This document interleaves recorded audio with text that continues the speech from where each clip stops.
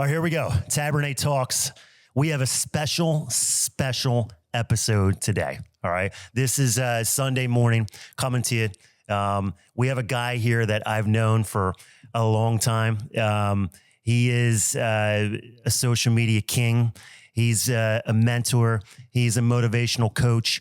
He's everything wrapped up in one. I've had this guy on, not on my show, but I've had this guy talk to my team a long time ago in a motivational speech. And, he brought the fire then. And I'm going to tell you today, he's probably going to bring the fire again. So Jay Doran, right? The owner of Culture Matters, right? Founder. That was what I'm going to call you. And Jay Doran, the culture man. The culture man.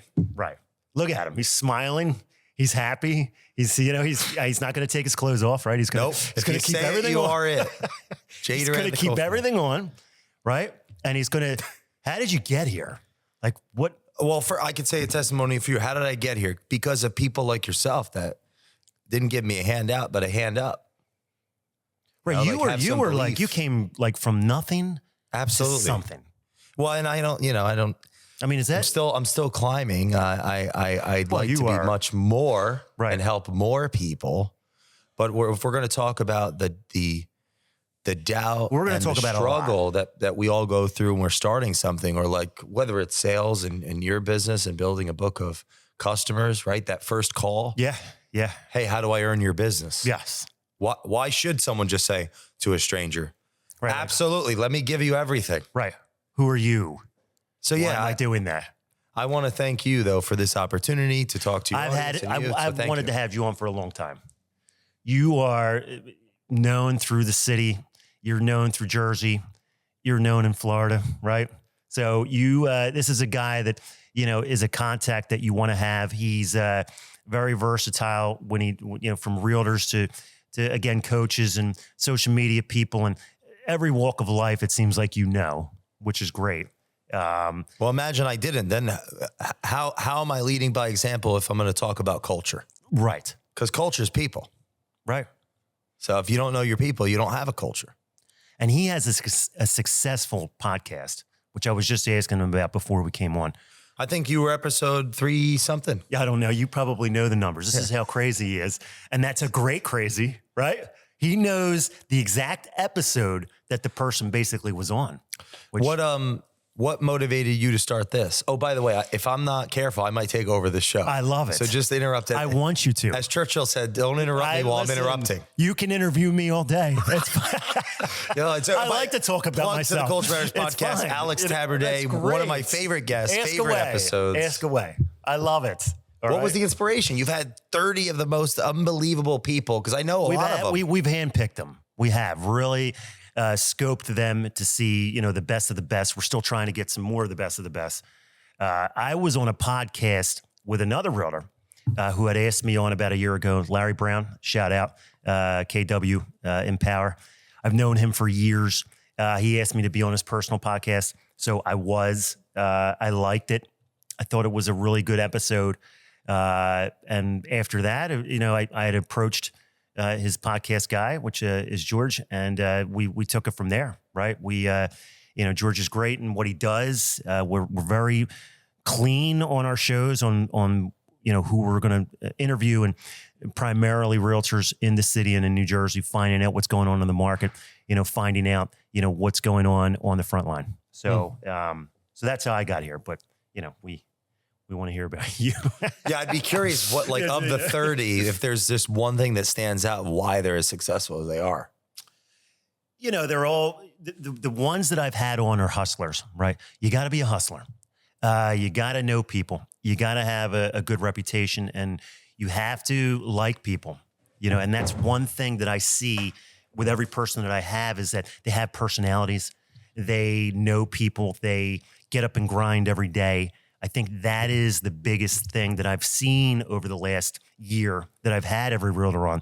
And I've had some good ones from the Roach team to regular KW to, Berkshire to, Compass, EXP. We've had them all. Who do you like the least?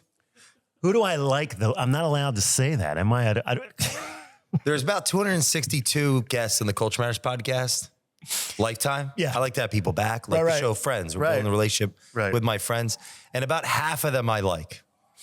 Yeah, I mean, I'm sure, listen, there may be a few of them that come to mind right now that I didn't think they were going to be. I thought they were going to be a lot better than I think this is a lesson for the audience. Abraham Lincoln said, hey, this is one of his quotes. Hey, I don't like that man very much. Yeah. Yeah. I need to get to know him. Right. So I'll invite people on all the time I have bias, prejudice for, and just instead of pontificating, I'll prepare. Like you have notes here, you're prepared. It's a testament to your character. And I'll lean into the conversation. And I use it as a meditation to not interrupt, attack, all the things I used to do at Thanksgiving dinner. Yeah. Right. That'll get you uninvited from any party. Right. And just, I've learned so much from people that I had maybe a pre-existing thought of, I wonder what they're about. I don't know if I align with them. I'll just invite them on the show. Yeah. And just learn and listen. And it's helped me mature as an individual. And I think it's helped. Are you still doing live speaking with groups and things like that? I actually, what a blessing. Because that's how I met you, really. Like you were doing live speaking. You were doing, motivational. Shout out to Avi Cohen. Avi Cohen was the person actually introduced me to Jay Doran. I was an in-house mortgage lender at the time for Avi's office citywide. He has not been on the show yet. I'd love to see him. So I would love to have him on the show. He's a trooper and he's a gladiator. We'll call him right after this. Right, we should. So Avi was the guy who introduced me to Jay. And Jay was a big time speaker at that time, a live speaker in front of audiences. You ever see Matt Foley on Saturday Night Live? I don't know. Hey, I'm Matt Foley, and I'm a motivational speaker. I live in a van down by the river. Right. So there you go. Right. This is they the used kind to of keep stuff. Me in the basement, and then they say, Matt, come up. Come upstairs. Right. Exactly. I mean, I remember. I had to take a step back. He had some of the most entertaining episodes that he used to have the whole office sitting and it was like 2 hours of just banging it out, man. I appreciate that. I felt lonely and afraid. And that was stuff off the top of your head. That didn't seem like that was scripted. That stuff was just rolling. Well, I spent a lot of time trying to learn so that I could function ultimately as an individual. It might help the audience. We're in the consulting business. And what does that actually mean? Crickets. What does that mean? I mean, you're in a consulting business. That means you're a consultant, or I don't know. Who are those that the people that just tell people how to run their businesses, run their lives? Oh, the approach that I take is we get in the trenches, shoulder to shoulder. I think you're more motivational. Well, thanks. So personally, to answer your question, yes, I am speaking, and I did 2 talks, or rather. One was I was interviewed in front of a group of a community called the Top Contractor School by its founder. Shout out to the real Brian Hess. I love going on the real Brian Hess show. You would love that show.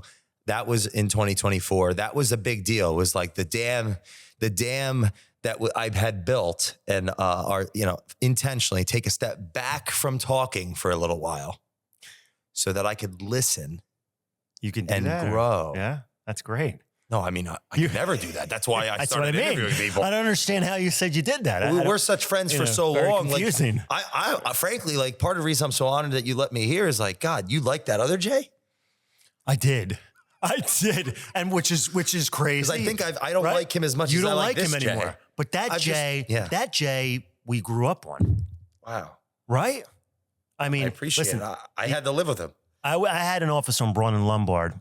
I brought Jay in for a speaking engagement with my team that I mentioned earlier in the show. And, we were blown away, man. We had never sat through anything like that. We just, talked to realtors all day and talked about business. And when we brought somebody in who actually talked about, business and how to build relationships and, who to go after and how to do that and who to target and then your background too. I think that was big. Because they were all young guys that I had with me that were all basically newer in the business and didn't know. So I think that was it was a good thing that I did. And they didn't know you really. They were like, Jay Doran, who's that? We got to sit through this. And I think once they sat through it was really an eye opener. So do you think I should do more of that? I think you should do more of that. I think that was really, people don't get those live types of people that are real. You get these guys that are coaches and things like that they're more scripted nowadays. They're not, they're not real, right? They're just, there's so many sales coaches now and loan officer coaches and, all these people that say they know everything, but they're never on the front line. They've never been on the front line. They just are trying to capitalize on a market that they want to become a coach because they think it's cool and they think that they can make a lot of money just telling people, motivational things that they looked up online that are probably, they don't even follow themselves. Where if you get a Jay Doran that speaks live to your team or to your office, you're going to get the real deal. This guy came from... In our culture today, coach means unemployed or unemployable. Right. So our first goal let's say we were interviewing for someone to hold your organization, help with its accountability, right? Yeah. That outside feedback loop, what that advisor, that consultant, that coach, and they are different, that mentor. We can go into my view of the distinctions between all of these, but when looking for one, it's important to ask questions to figure out unemployed or unemployable. Like the latter being, okay, I've my organization's outgrown me and now I'm unemployed. I can't find, a job anywhere. Or unemployed, that would be unemployable. Unemployed, maybe because a lot of people that help cultures, that help businesses that are independent, coach, advisor, consultant, and the proliferation of social media, there's more and more people that do that. Oftentimes they've outgrown the culture that they had worked for. They've outgrown the leader that they once admired. There's some type of interpersonal conflict that's inspired them to say, you know what, I'm going to go on my own. And maybe they're very experienced and competent and confident within a domain, and they could really be valuable for an organization. And that becomes its own business. And a large majority of them will eventually become employed by a new organization, because that's a business of its own right. Sure. Over time, it takes years, just like any business, to build some type of coaching platform. Like we're a firm, so we have staff that work behind the scenes of organizations to support their growth. Right. And that is a business. It's not just a speaking platform. That's a different business. Right. You want a motivational speaker. Right. That's something. For example, why would a company want someone to come in and speak? I call that the aunt-uncle effect. Well, because it's hard for if the parents aren't listening to the children will listen to the parents. And when the parents are acting out of integrity, or let's say that their actions contradict their words, the children definitely aren't going to listen. So in the context of an organizational culture, when the management is not eating their own cooking and they don't even realize they aren't, well, they have the power. So if they're not listening to their people can't hold them accountable, that they're not living in integrity. They oftentimes becomes top down, where they have to bring in someone outside to tell the people what they should be doing. They'll hire that person to come in. Where you come in, right? Well, I actually have a whole different philosophy. I'm not that guy. I'm going to help the people that aren't living the way they're actually supposed to be living, which would be the founder CEOs, like whoever is actually in control of the organization is ultimately the ultimate influence of the organization. But investing in motivators or those that can speak to the aunts and the uncles, it can be a helpful addition to get more energy and create, let's say, value exchange and create momentum. It can also be it can also exacerbate the already true tension between management and the people. It can actually create more resentment. It can actually have a backwards effect that actually convinces the people in the audience, I got to get the hell out of my own company. So the company's paying someone to come in and talk to the people, right? To and then they want to quit. People below awareness that they need to go leave and do it on their own, and they should go do what that guy's doing, right? Because they hate the people that run the company. So no, I like to help the people that run the company. That's where the coaches come in, right? This is what I was saying. Well, all of a sudden I become a coach. It just keeps it keeps rolling, right? And when times are good and money's cheap, everybody could just go and do that. Everybody becomes a coach. You have the proliferation of social media. My story, I was called to this. I'm born to do what? To teach. And in a business context, because it's all I've ever known. had I had a different life and I had gone, let's say, to a formal school, then maybe I'd be some professor somewhere. Right. But no, none of that was going to happen in my story. No. I started a business very young, meaning I just went out and tried to get business very young at 21, and it worked, meaning I didn't quit and was able to eat. As long as you can eat and drink water, but you know what it is. You come from a different type of background. You're not in an entitled background. You are, and I have a question for you. Sure. Okay. And really? This is going to be a question. Is this a question? Okay. Well, I have a few questions for you, but I'm only going to pick out the best ones for you because I think a lot of them you don't even need to answer because you probably already answered. So, but this is a good one, right? And this is one that we saw on your podcast or on your social media that I think everybody wants to hear. So, you described entitlement as the downside of success. Yeah, oh yeah. How can leaders avoid that? Okay. And how can they hold themselves accountable? I think it's a big one that we need to hear. You know, entitlement is a big thing right now with a lot of people in this world and, in business. All right, here's my answer. Please. They can't avoid it because it's actually structural. Think about it. If you and I make a goal together for this show, like, hey, we're both gonna show up. Implicit in that, even if we don't speak about it, we're gonna do the best we can based on the relationship that we developed to execute this show. Correct. Once it's done, there's a natural entitlement. We have the fruit, like we have the outcome. The question becomes, well, what's the next goal? What are we doing next together? If we decide not to do anything, maybe we missed an opportunity to capitalize on the fruit that comes, the results. Who saw this? What do they think? Like, we could reach out to them. Hey, we're building an audience. Sure. So my answer is there's an entitlement in outcomes because once you go from having lack to having an outcome, what's next? Right. So you should always be searching for more. Yeah. And one of the rules, a great book, I'm doing a lecture series on the Culture Matters podcast on Beyond Order by Dr. Jordan B. Peterson. Rule number 4 is notice that opportunity lurks where responsibility has been abdicated. What that means is people take their eye off the ball. That's your opportunity. Maybe you're working for a company right now and the person above you is disengaged and you know it. Don't be resentful. Just get to work. Do more. You'll be noticed. Get to work. Don't let that drag you down. Notice that opportunity lurks where someone's responsibility. I really like that you say that because I know a lot of people in that situation. I'm not going to name names, right? I have a friend, I'll say, right? Sure. So we all have friends, but a lot of these friends say that, I feel like the boss or my manager, or whatever, is completely disengaged. I can't even get a hold of him, or he's never around, or I don't even know if he's alive, right? And I'm right, and then I'm in a situation, value. Right, and I'm in a situation of I don't know what to do now. Do I still excel and work hard, like you said, and attack, even though I don't even know the boss is alive? Or do I just sit back like the boss and disappear myself and just hang low? And well, if you do that, you'll just be letting down everyone in your life. Well, correct. So let me clarify. We can't avoid the entitlement, but we can plan for it. So that would be my answer. Yeah. We can unpack that. Yeah. The other thing is this: how can they hold themselves accountable? They can't. So I'm going to explain why.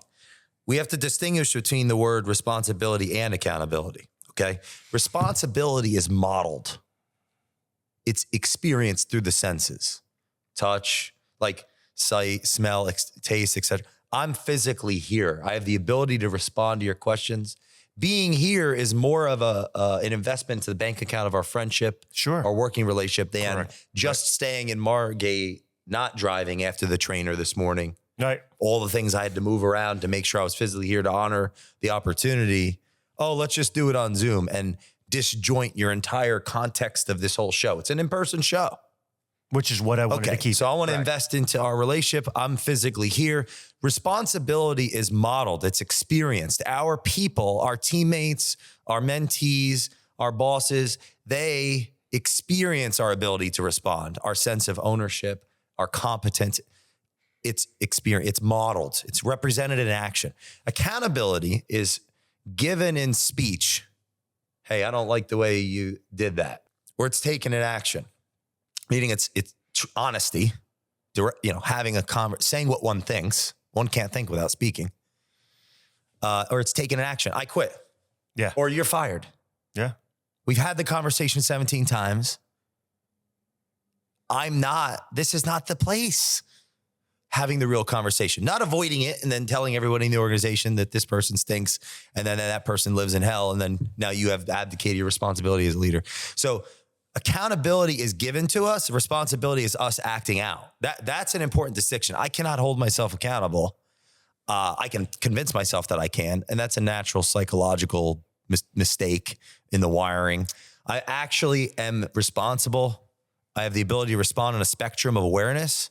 And my life partner, my wife, husband, what have you, will help me with my accountability. Yeah. My kids will help me with my accountability. Yeah. My coworkers will help me with accountability. My boss's job is to help me with my accountability by not lying to me. I mean, his wife made sure that she got him here today. Oh, yeah. Heck yeah. I mean, she had dropped him off at the show today out front. And we got places to be. She held him accountable to be here because, it's not easy to go on a Sunday morning show and 10 a.m. and all that stuff. So, and a lot of people. Well, I just want to be, for us, Alex, it is easy because we're just so good. Well, we do it, right? But I've invited a lot of people on the show. It's easy for me. I'm huge. I've invited a lot of people on the show, and once they find out that it's in person, they're kind of okay with it, right? Okay. They're like, all right, dude, we can do that. All right. But then they're like, when, right? What time, where and when? And I'm like, Saturday, Sunday morning, maybe. What? Yeah. Next time I'd love to do this at 5 a.m. Yeah. I don't know. We got to get George to, say yes. We don't to need that 5 we can sleep here and then wake up and do it. It's not easy to just say yes to that. I want the camera on 40 minutes before the show that we're sleeping in sleeping bags. Yeah. Because this thing, when it comes to succeeding, you got to be all in. Yeah. Yeah. But those are my answers to those two questions. Right. We cannot avoid the entitlement, but we can plan for it. Who's on our team? What are we doing? Why? How? And if we have a team, what do you guys think? And being able to hear that and still go with one's intuition when maybe, all right, I hear you, and I'm going this way because this is where we're going. And then the other thing is, no, I can't hold myself accountable, but I can be a responsible person. I can be engaged and I can listen to the people that are going to tell me the truth at varying degrees based on how I treat them. Right. So if every time you tell me what you think about me, I slap you in the face. Sure. Well, you're less likely to tell me what you think. Right. I'm not gonna ask you that question. That was my again. answer. Right. Well, that's a good answer. Yeah. I mean, that's a 3-part answer, right? You have to follow along. It's one of the best answers that's likely been given on the show. You got to follow along, right? And if you follow along with Jay, what Jay says, all right, you're taking notes, then you may get this is what a quarter you get of what when he you said. Right. Bring me on the show. So listen, you meet with a lot of important people. You meet with a lot of successful people. You don't meet, right. You don't meet with just Joe Schmo on the corner, right? You meet with a lot of big names, a lot of people that are successful. I'm so bad at sales. I was only able to close deals with people that were unbelievably successful. And I think the reason was because, well, there's multiple reasons. One, I haven't been able to speak very clearly in my life. I'm a student. I'm working on my E=MC² of management. Yeah, I can tell that. Clearly. You don't speak very clearly. Yeah, but when I got into the rooms of those that have imposter syndrome, because whoever's at the top of the hierarchy lives in purgatory between the known and the unknown, they know that they're just a person. They know that they suck. They know that they need help. And most people just kind of fanboy them or girl them or whatever. Right. But I don't do that. Yeah. So I was able to only work, in the room. Once I got in rooms that I would normally not be invited into, I became an asset on their balance sheet. What's the number one trait that you see from all these people? Since I know you kind of asked me that question and I answered it on my own, but I'm sure you have a different answer. What is the number one trait that you're seeing from these successful people that you meet with day in and day out? And if you go on Jay's social media, you'll see he has some of the best on there. I'm not going to go through the names, but there's a lot of them. So to go on there, what's the trait that you see that they all have? Even if it's not in their awareness or explicitly, represented in speech or in the job description, the person that is at the helm of an organization, like the chief executive officer, one of their jobs is to attract and retain talent within the organization and outside around. Like you have a planet, there's an asteroid belt that flows around it. Those would be the vendors. How bought in are they? It's not easy to attract the talent, right? Or actually retain the talent. And so that happens intuitively for the most, let's say, the best of the enigmatic personalities that start organizations. Yeah. That's part of their genes in a sense. Right. They're built that way. Yeah. So it's great people attracting and hiring. I mean, think about it. When you're one's building a company, once you have like first you're selling customers because you have to generate revenue that's going to come from people buying. But now you have people around you servicing those fulfillment. You want to have great customers that get you and you get them. Right. What is it? We're exchanging energy. We're solving problems together. That's where the value is. Now it's people. So it's people working for the organization. How are we profiting from those people? We're getting the most out of their time and their intellectual property, their buy-in. Our profit of the organization is an outcome of how engaged they are. So top traits, there's so many, but what's the number one? Not all of them. Just if I was going to do a number one, it'd be like number one. All right, what's number one on top of the number ones? Oh, here's something that destroys. Let's say that someone's listening. I hope, by the way, I'm looking in the right place because I keep looking there. I don't know. Well, we'll find that out when the show airs this week. We'll see what happens. I'm not sure. If someone is watching, you look good no matter what. We are going to release it, right? Sometimes I go on these and they never get. No. Well, we should release it. I hope. Yeah, but like. Okay. I mean, I'm not going to make you come here if we don't release it. That would be. Yeah, I mean, I've been waiting for my buddy Lance. I would be really embarrassed. Release some. No. We're going to. If ever anybody doesn't know, this releases every Wednesday morning at 9 a.m. Oh, that's amazing. Okay. What you're doing is what a lot of the successful people do. They do what they say they're going to do. They're consistent. They do it. Yeah, and you start a business, the first thing you have to do is not go out of business. Right. So that means it's going to come at a great sacrifice. So when we're talking about that dichotomy of responsibility and accountability. Yeah. If I start it, I'm accountable to the people that don't believe, that I want to prove wrong, the lack of capital. Right? Am I borrowing? Am I begging? Hopefully I'm not stealing to start this thing. Lack, right? We're not successful. So the most successful business owners, they work very hard. I mean, that almost says, common sense. No, it's a sacrifice. There's great sacrifice. And how long and how long, how many hours, how much sacrifice and the types of hours, that's on a spectrum of subjectivity. But I'd say it's a lot. It's a lot. And if one is starting something, it's going to take your life. And I'll give you an example. The most successful people that I've had the opportunity to be mentored by and our organization serve, I mean, they're excited about the working on the weekends. Right. And they're excited about it, and they figure out how to work with their families at the best they can to diminish the negative consequences that comes with the business metaphorically eating them. Right. Which happens. I mean, listen, it's not easy to work 7 days a week, right? I mean, it's what it is, but they also have the ability to see. They can see steps ahead naturally, but also put, like I said, invest in whether it's a combination of mentors, even if it's informal, advisors. Right. And the people that work for them, there's loyalty, there's adoration, there's respect. Things that naturally take place when there's something exciting.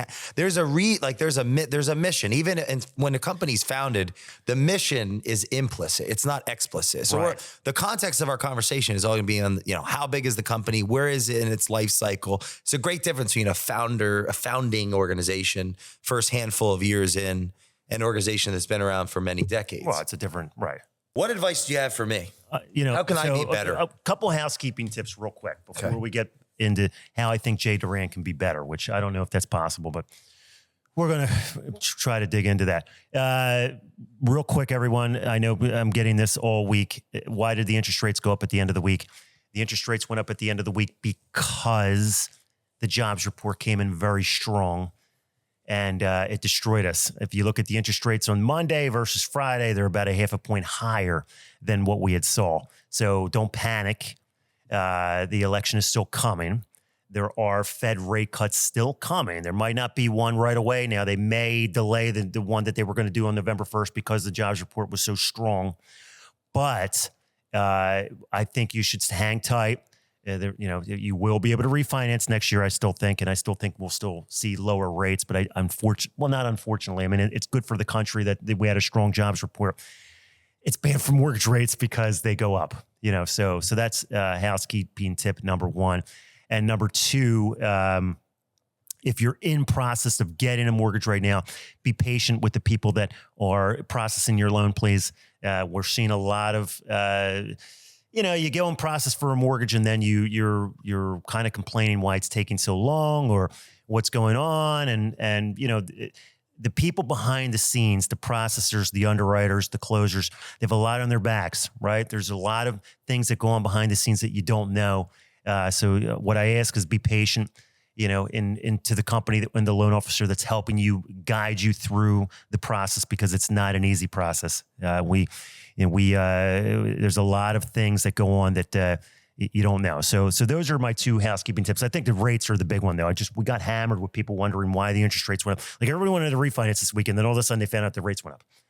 So it's a big one. But let's get back to Jay Doran now after we hit on those two things. Date the rate, buy the house. Right. Which I don't like that saying. Like, date the rate by marry the rate. Or I'm sorry, marry the rate, date that, whatever the hell that saying is. Marry the home. I said it right. Marry the home and date the rate. You don't know that. Like, you guys are gurus out there telling people to do it now, refinance now, buy a house now, and then you always refinance later. You don't know when the rates will come down. Do you think it's deceptive? There's an undertone I don't know if it's deception? Deceptive. I'm not going to go that far. Okay. I'm going to say that you don't know, right? We don't know the future. Now, somebody called me out last week and said, Alex, I've been watching your podcast, and on the podcast, you keep saying that the rates are going to come down around election time. How do you know? What do you have, a crystal ball? Like, why do you keep telling people that you think the rates? That's my opinion, right? I don't know. I think I read a lot. I watch a lot of podcasts. I follow a lot of the market gurus, and they say, and a lot of them are very, very good. And they're telling us that we think the rates will be lower in 2025 and after the election, which is just a thing that always happens after the election. Do I know that 100%? No. So, date the rate and marry the house and all that. That's fine, but don't make people do that. And then what if they come back to you 6 months and a year from now and the rates are still 6.5% and 7%? They're not going to be able to refinance. So they're not dating the rate at that point. They're actually marrying the rate until they can refinance, right? So you got to watch out what you say. I like the thinking. I understand. You're right. If something's hot and you want the house now, get it. If you like the payment and you can afford it, get it while the competition is still low. But don't promise anybody anything. That would be maybe a helpful response if one has a whole lot more information around their buyer from asking the right questions. Right. You got to know who you're talking to. Maybe that. And then it's like whenever we generalize things, we're inevitably going to have. You're going to get yourself in trouble. Yeah. I think. Yeah. Right. And I think, so if you're listening to this, no, I don't know exactly what's going to happen after the first Tuesday in November when the election is. I don't know what's going to happen. I think we will see lower rates in 2025. And I would say the stronger someone's plan is of their life. The rule 2 in Beyond Order is imagine who you could be and aim single-mindedly at that. If you have a better plan, like what's your plan? What job are you in? What career dynamic do you have with your life partner? Are you on the same page around finances? Do you understand what you have you don't want, what you desire, and what you need to, make sure you are in a good place financially with that investment into your home. One of the biggest investments that's going to be your life, right? Statistically. Sure. Buying a house is the number one. I think the more clear, I'd like your feedback on this. The more clear one is of their life, their work plan, whether they work for a company or they have their own, the better they'll be able to, the more clear they'll be to be advised by somebody like yourself who's knows so much about that context. Sure. How to get the home. So like there's that other aspect. You need a person who's experienced right now who knows, who's not going to steer you into something wrong. You got to trust your loan officer. You have to trust your organization that you're going to for your mortgage, because like you said, it is the number one asset that you're going to buy, right? And if you don't trust that person and realize that person has been through it, you have a problem. Like I have too many people go on the internet and they just pick the first company that they see because they see a lower interest rate. I understand low interest rates matter, right? I mean, because that's what your mortgage payment is going to be. But you're not really dealing with anybody that you know, right? You're just dealing through the computer, and the computer's saying this is a low interest rate by such and such company, which you've never heard of, and you just wind up getting the mortgage through them. Versus if you go to a person like me or many other advisors in the city that I know very well that have been in the business, you trust them, right? Because you've seen their track record. They've helped your family, whether it be your sister, your brother, your uncle, and you trust what they say, and you know that they're going to be there even after the deal closes. Versus if you go with an online company, you probably won't talk to them again. They're more just you're dealing with it through the computer, right? So you don't really know who you're dealing with, and you probably will never get that person again if you try to go back to that person because they work in another country or state or wherever they are, right? I think you just this is how I take that. So what do you think on that? Mortgage rates matter. However, something also matters. Culture. Right. The relationship. What I get from you is on that. If I'm going to go on that little, online thing, fill it out. Okay. It's all numbers, but this is where I would argue that from like a self-awareness standpoint, because of the lack of, the person's likely not in the business. Right. They might be a neuroscientist or a teacher or whatever. Next time around, when it comes to the more strategic conversation around their wealth building in their life, around refinance or some other content, where's the relationship? Where's the advisor? Right. Where's the person they trust? Right. That they could have those longer term. So what would happen? I'm just, we are advisors, right? We're not salespeople. We're advisors, right? If you look in the mortgage business and you used to call yourself a salesperson because I just sell people interest rates and I sell them on how to close, that's not really what you should be in the business for. A lot of these people that are coming back to me, I have 20 years of people coming back to me. Yeah. 25 years of people coming back to me because I helped them. I don't even remember half of them, which is horrible, right? Yeah, and I should. Write that down. Yeah, right. And I'm telling you guys the truth because I'd rather not sugarcoat it and say, oh, well, I know every single name that I closed for the last 25 years, right? That's a lie. You don't remember because you do so many and then your life gets in the way and, you forget things, right? So, but those people I advised on how to buy a house 6, 9, 10 years ago that are coming back saying, I'm going to buy a second home now, I'm going to buy an investment property. They trusted me. They trusted me then, and they're trusting me now, and I'm still in the business. And I told them 10 years ago, I'm not going anywhere, right? I got kids to put through school, and where am I going, right? This is what it is for the rest of my life or my career, right? So you plan on staying in the business? I've been in 27 years, right? So I don't think I'm going anywhere. When did you start? When you were 12? I started in 1998. You look good. I know you work out every day, right? I do. I work out 7 days a week, which is disturbing. Are you working out? Yeah, which is... I hope I'm looking in the right... What's funny is I go in places and they're like, dude, you haven't been in the... You lying, right? Yeah. And then I pull up pictures from when I was in 98, when I started, 22 years old. And I'm not lying. Yeah, we did. We did it, and we made it through. But I think taking care of yourself is number one. Jay, you look great too. I know you work out in the gym every day too. I think that was a lead-in so you could get some dominance in this conversation. Yeah. Oh my God. Let me tell you. No, don't lie. We got to tell the truth. I see your statuses. It says you're in the gym at 5 a.m. training or whatever it is. You take pictures with the headphones on. I see you, man. Come on. Maybe you have imprinted in your mind from 5 years ago when I couldn't do anything other than that. Where were you this morning? I filtered. Where were you this morning? Okay. So, right. If you're thinking about using... we've talked about responsibility and accountability. I'm all in.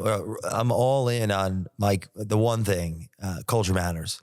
And so for me, I've invested in, without Michael, without John, that personal training, that accountability, I wouldn't be working out that 1 day a week or that 2 day. Yeah, I'm walking. No, I'm still. I mean, you look good, right? I look better than I did. I was actually quite fat. I was gaining.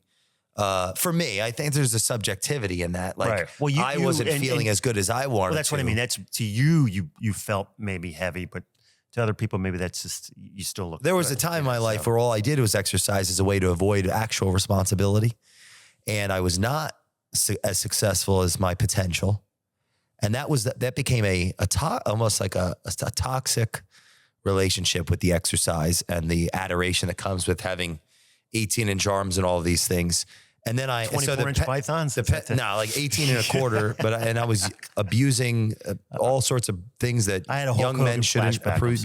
I don't mean that. No, it's all good. So, I've lived many lives, and one of them was that.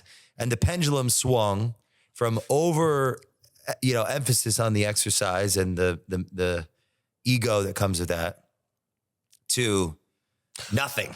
And that's not good either. Right. So I made an investment. We made, into accountability, having that. John, like I said, I was with him this morning. Sure. In Margate. He's amazing. If you're down there in the North-South Jersey, he's a wonderful addition to your team. Sure. And then Michael, who I've never yet met in person, which I feel shame about because he watches me on Zoom. He's like a surgeon looking at my brain. I put the camera down. He's been on the Culture Matters podcast. You could listen to Michael Christensen with an SEN. He's amazing. And I put it down. He watches me.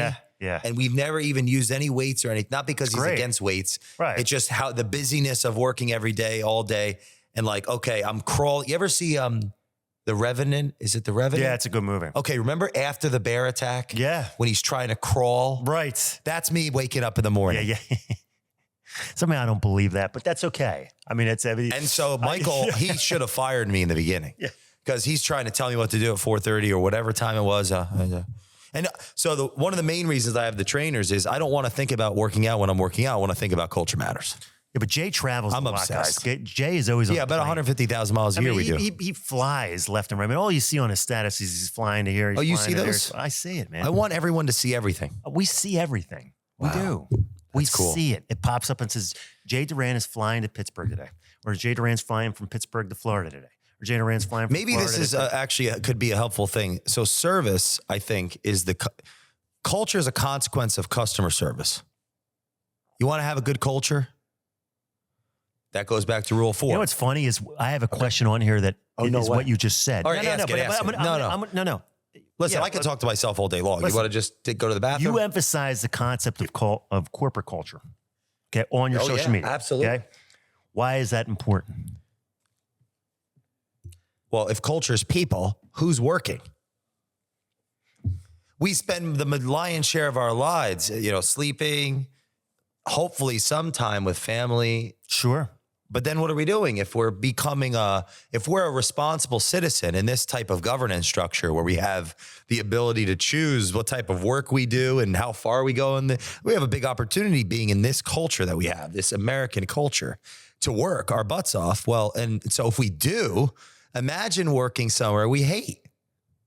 Yeah. Well, a lot of people, unfortunately, work at places that they hate, and they don't make any changes for the better to get out of that situation. I think you got to make a move. Listen, if you're unhappy, you got to make a move, right? Well, and before you do that, my advice is go all in. Rule 12, be grateful despite your suffering. Go all in don't disengage and be an entitled little prick. Be more responsible, meaning don't copycat bad management. So get out. Get through, right? Meaning be so good they fire you. That would be my advice, actually. Don't just disengage. Show up early and leave late and find all the problems. And then if there's truly a malevolent management, they'll be so intimidated by your light and your greatness, they'll fire you. It's better to get fired than quit. Why? Because you left it all in the playing field. Now, remember, but if you're doing too good, why are they going to fire you? Oh, because people that are insecure, that have positions of title and prestige and power, something else is going on. That happens all the time. Yeah. So they get jealous. Oh, well, why? What? We're going to our human nature is just going to stop all of a sudden? I mean, come on. Right. So my advice to the individual that's not someone that's founded a company, is in a position of chief executive officer with executives that they're responsible for, boards that they're accountable for. That's a whole host of other problems. That may not be all the audience. If you're just working with a culture, go all in for your own family, for your own life. Don't let the institution make you resentful and deceitful and arrogant. Go all in. And then if, you want to quit because you found other opportunities, do it in a way of integrity. Just because wherever you go, you're going to bring that energy to other companies. So just to keep that in mind, don't let the culture diminish your spirit and change who you are. That would be like you and me saying with George over here, we're going to start our podcast in North Korea. Yeah. They're not going to let us do this, I don't think. Sure. Now, we don't need but if we don't let the governance structure change you guys. Right, we got to somehow get there. I'm sweating. It's all water under this. So that would be my advice on that. Culture matters because business is culture. People. Did you guys know that Jay wrote a book here? Now, Jay's Believe book, it or not, I actually did do that. He wrote this book. Okay? 2019, yeah. And we ordered copies of this book. Wow. We did. This is when I still had the team at Broad and Lumboard. So 30 days of thought. Which is really in depth. So 30 Days of Thought is a meditation. The purpose of the book is to read an excerpt every day. Okay. So you'd read Exponential Growth. It's a half a page long. Then there's a prompt to write your thoughts in the book. Right. Because it's read to think, write to develop. Then it challenges you to actually every 3, it says, hey, don't forget to film your video. There are people all across the country, especially when it first came out, that were reading, writing, and then putting their thoughts on their social media. What does that do? My challenge is it helps one think, mature. Now you're battle tested because the audience is say, hey, I don't agree with what you're saying. Yeah. Don't delete their comments. Ask them, what do you mean? Oh, wait, don't delete everybody? Yeah, that would be probably a way to destroy your life without realizing it, because now you just don't listen to anybody anymore. So good luck with that. Yeah. Anyway, 30 Days of Thought is like good a meditation, book. Okay? Very good book. But that's what I'm less excited about. Well, I'm not less excited about. That's 2019 Jay. And by the way, on the Culture Matters podcast, every Sunday, I'm going through the book again because I eat my own cooking. I do the book every year and change. I go through the book and I'm like, oh, I wrote that. I disagree. And then I write down what I think and I talk about it. Yeah. And I have friends come on the Culture Matters podcast, and we have our first one coming out with Berman and Lucido, they to talk about which ones they want to talk about. We put it on there. Okay. This though is what I'm excited. Well, I'm not. Yeah, I am. It's always either or. It's like, I'm dramatic. I'm excited about this. This is something I'm working on for years. Okay. It's called the CEO Manual. Okay. You don't have to be a CEO to get value from it, is the feedback I've gotten from people. But it goes through the process of founder to CEO. Not all CEOs are founders of their companies, but all founders are CEOs, meaning they have the title implicit.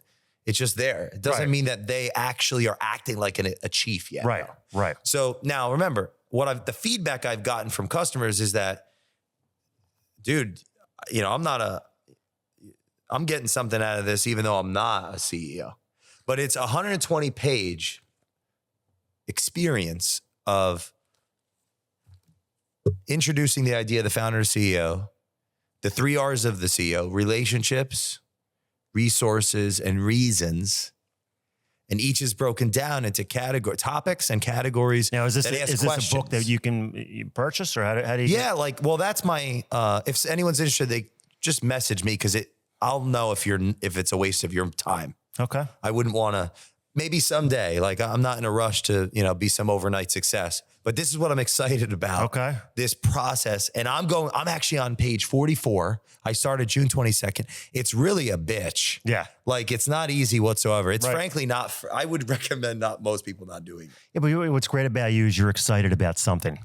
And I think that's better than despair. That's what I mean. You got to be excited about something. You got to be excited every day when Alex, you wake up. With me, everything is exciting. Right. He even texted me this morning on the way to the show and said, I'm excited to come on the show this morning. I don't want it to end. I have more to think about. He said excited. Most realtors are like, all right, I'll see you at 10 o'clock. I mean, I love you're so good at this. We could have a round table. Oh, easily. When are you doing your reunion? You have a certain amount of episodes that you're going to do? So I was already thinking of that. So we hit 1 year. I don't know. This space is big enough. You could have 50 people You here. could have a lot of people in here, but then it's going to be tough. I don't know how we would do it then. Like you need a lot of microphones and all that stuff, right? So maybe, there's a networking and mingling. Remember culture, you could do that too. Sure. And then, hey, whoever wants to talk, we'll do 10 minutes. Hey, what's going on? Right, what's the update? Yeah. So I should say this for culture. Anyone can leave this conversation impacting their culture in a better way today. Do you have team meetings? If you do, 1 to 10, 1 is lowest, 10 is highest. How much do you look forward to them? If it's below a 7, you need help. Yeah. Gathering with your team should be exciting and productive. Additionally, you gathering your guests. Does the company get together, and how do they get together? How do they celebrate their wins? Is every time the company gets together, it's just a shame fest, or is it a way for peers to recognize and acknowledge one another? I think it's great if you have a team meeting. I think not enough companies are doing that right now, meeting with their teams. And like I said, a lot of people. Yeah, that's really bad. It's a really bad idea. It seems like since the pandemic, a lot of people win that MIA. It's a bad idea, especially when things in your industry, especially when the cost of money goes up and things become more expensive. True. And also there's less houses and less people moving because their rates are lower. That creates a culling of the herd, meaning there's less business. So if you want to not only stay in business, but do exceptionally well, you have to work very intentionally, very hard for less for a while. And that is not something everyone, and the paradox is right. The most successful people have created lifestyles, no conspiracy here. Yeah. We talk about entitlement, that they actually can't work as hard. Or without giving, maybe you have to sell a couple houses. They got to get rid of some boats because that'll keep you away from work. And you feel obligated to use it because you're paying for it. But we need you in the trenches in the times of when it's down, because what gets success when things are down is leadership. Yeah. It's the energy. It's the excitement. Right. It's the engagement. And the new people that are going to be the next great people, that's where David beats Goliath. They rise up. They're doing something. Like you with this show, you're doing something different at the worst time. At the worst time. I know. And people ask me why. That's why you're so special. You're amazing. People ask me dude, you're doing a podcast in the worst market ever. I'm like, what? That's the best time is what I'm saying. That is the best time. It's the best time. But let me tell you something. A lot of other agents that I run into are like, I watch your show because you have local agents on that tell us the real deal on what's going on in the market. And it gives me ideas. And it makes me see that I'm not the only one that may be going through a pain in my business. I'm seeing other realtors going through that same pain, and they like that. It attracts them to watch the show because they know that it's raw, right? What do the listeners need to hear so that I'm potentially helpful to them? What would you say that would be helpful for the listeners? They want to hear the real you, right? They don't want to know all this corporate stuff and things that you read on the internet, and then you relay them on air and say, oh, well, you recite things, and they don't want it. They want the real person. They want to know really what's going on. They don't want it, like I've been saying, sugar coated. They want to know,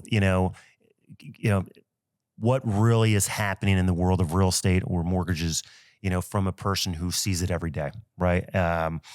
Once you start becoming this corporate person and this corporate sales, and they don't want to know that, Jay. So I think with you already have that. You already have that in you. Like you're like me. We come from a background where we worked very hard to get to where we are. People liked us, and I think if people like you, you're going to get ahead, right? So I think that is genuine, and if you're genuine, like we are, they'd rather see that than 5 steps on selling them on the 5 tips on what they need to do. Like that is just, I could get that off the internet or AI or Google. They don't want to hear that. They want to hear really the true Alex Taberne and Jay Doran and what goes on in their lives every day. And that's when I run into these agents. They're like, I watched the show and I got a lot out of it because of you saying and talking to a very big agent in the city and saying what really happened and how to get around that subject and what they're doing to become successful. And that's really, truly what it's about. So, So I think that genuine is the key, and you are, right? So if you keep doing that, but I think with you, and I've told you this still, you're a good speaker. I'm not a good speaker in front of a lot of people. I'm a better speaker on a show like this. I'm a better speaker if I have a team of maybe 5. When it comes to a great room of people, of 30, 40, 50 people, probably not the best. You are. I think that's where you stand out probably even better. Like your podcast is awesome. I've been on it. But I think you stand out even better in person than you think people. I should do more monologues or just me one-on-one on the podcast? I think if you had a podcast like this, and meeting with someone face-to-face is better. That's just my opinion because you're such a good speaker eye to eye, talking to people, right? And they see how excited you are. Like I said, you're excited. Most people aren't excited. Now, when you go on Zoom and stuff like that, not that you're not excited on Zoom, but you're not in the same room. You're not giving off the energy that you give off when I talk to you. Look, you got books here. You got. Yeah, this is my culture. I write letters to people I care about. I mean, that's why they're there. That's great, man. This is what I'm working on. The 30 Days of Thought. Right. I mean, that's what you're excited about. It's my culture. Right. And I'm excited about telling people the pitfalls of what I go through every day, whether it be just mortgages or real estate or something else. At least I can tell them the pitfalls of what it is. And when I go face to face with them, a lot of people leave the show and they're like, oh man, it doesn't even feel like it was an hour. Would you come back on the Culture Matters podcast? I would love it. I'd love to have you back. I thought it was great. I mean, some feedback I can give you from all the real estate and mortgage winners that I have in my life that we work with directly and indirectly is that when this type of thing that Alex is doing is another level of leadership, the ones that are doing it most effectively, it's like they're adding those hours on top of, they say back to the fundamentals. Sure. They're killing it because they either already had deep relationships with, like he does with his relationships, his past clients, and they're engaged in doing business with them, or they just realize, oh wait, I need to call them, and they've been doing that for a while, and they're doing the cold outreach, and they're going on less vacations. They've cut like I always get mentored whenever I'm in town. I try to get with Mike McCann, and it's the same. It's a similar conversation. There's always nuances. Speaking of Mike McCann, we're trying to get him on the show. Oh, he'd love this. He'll be here next. I'm calling him right after this shit. It's Sunday. I'm done after this. No, stop. Yeah, I would love to invest my goodwill with somebody I care about. That's another thing to talk about with somebody else I care about. We should talk about that too. I've made 80 as of this week, 80 introductions this year. And I'll talk about that when I go. Let me go back to the other thought and finish it. The most successful people, if you're in real estate mortgage, they're adding this type of investment on top of the fundamentals, and they are grabbing market share right now. Give a shout out to Maria Quattrone, who's killing it right now. She is. Because she works. Yeah, I've seen her show. But that's extra. She's done over 400 episodes. She's done really well. Every day. Yeah. I never didn't do one. I know. Okay. And her business. She works. We were making hot calls definitely going to bring her on because she's a name here. I mean, I was at her office a couple months ago making hot calls. Yeah. They used to call them cold calls, getting my ass chewed out because of how flabby my arms are.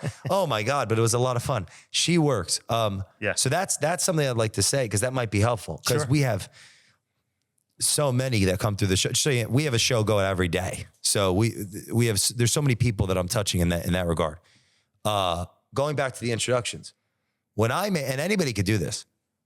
Why am I making an introduction? Because I know something about two people that should know each other. It's like dating, a dating service. Yeah. And he's good at it. Because I have a passion for it. He's had me on many group texts or group calls with the other person that I don't even know. And it's a great introduction. My goal is to do it on the phone. Yeah. Is to invest that time into two people that I believe would get along and something beautiful could happen for 10 minutes. Hey, Alex, meet Andrew. Andrew, meet Alex. And what makes that easy is if whoever's listening is, you have people in your life that you've had relationships with for many years. This might be a self-awareness exercise. If you'd be afraid to introduce them to people, you might have to be a more honest person. Yeah. Because you might have, overshot something. Making introductions to people that you care about that can help one another and get along it will feed you. It gives energy. It creates energy, or converts energy, rather. Sure. And it's something that is one of my like personal development institutions that anybody could do that. JJ is an expert connector. We end this with thank you for coming on. Number one, thank you for putting in the time. I know you're a busy guy. I know you're traveling. We tried to make it work many times to have Jay on, but it's schedules are tough with both of us. So definitely not all. The wife's calling, so that means I'm in trouble. This is exciting. So we're going to cut it, and Jay will be back on down the road, right? You'll come back on? Well, if I pissed her off. Well, then we'll talk to your wife about that. All right. And we will see you guys next week. Airs Wednesday at 9 a.m. Any last thing? Did anybody say goodbye? Or thank you for the opportunity. Yes. Hire this man if you haven't. Thank you. You'd be a fool not to. And I hopefully see you again. Go listen to him on the Culture Matters podcast. Just type in Alex Taberne. That's me. Thank you. See you guys soon.